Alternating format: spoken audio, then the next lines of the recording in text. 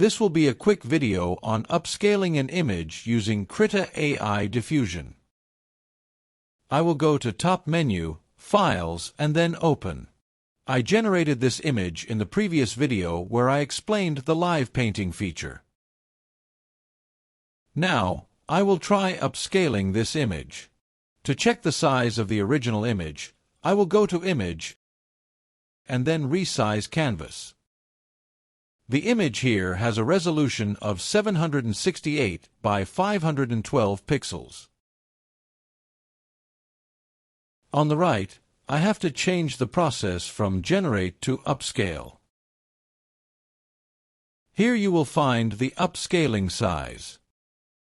The Scale 2.0 means the image will be upscaled by 2 times, which means a 100 pixel image will be upscaled to 200 pixels. The target size here means my image having a width of 768 pixels will be turned to 1536 pixels, and so the height from 512 to 1024 pixels. I suggest keeping this around 1.50 if you have low graphic memory. You can right-click on the empty space in the taskbar and check your graphic memory. This GPU section shows the total graphic memory. This memory will be used when we upscale. I will increase this for the video. I am using the test style I created in the previous video, and the checkpoint selected is Juggernaut XL model. This strength here control the effect by AI. I will let this be at 30% because I want the upscaled image to be close to the original image. Increasing this will result small changes by the AI. Press the Upscale button to start the process. You will see the memory consumption is around, or I think slightly above 8 GB. So the image has been upscaled. We can verify by checking the canvas size.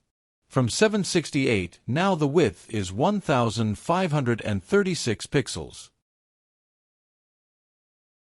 I will try upscaling again by increasing the strength to 40%.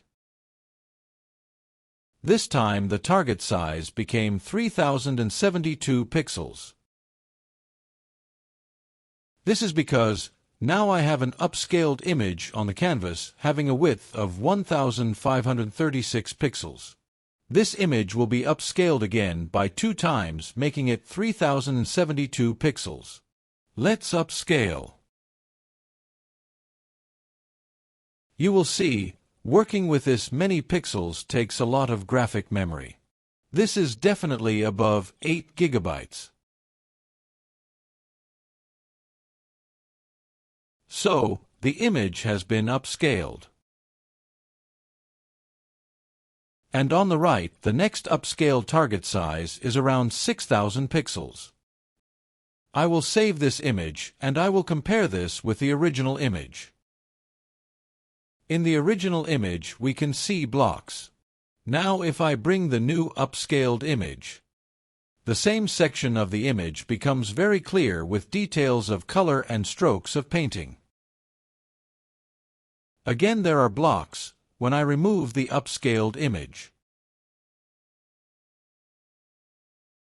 Zooming in on the spaceship and there are multiple blocks visible. Bringing the upscaled image improves the spaceship significantly. Another way of improving the image can be more of a targeted approach. I searched for the living room image, the one I used in the previous video. This image is a low-quality image taken from the internet. I will switch back from the upscale to the image generation mode.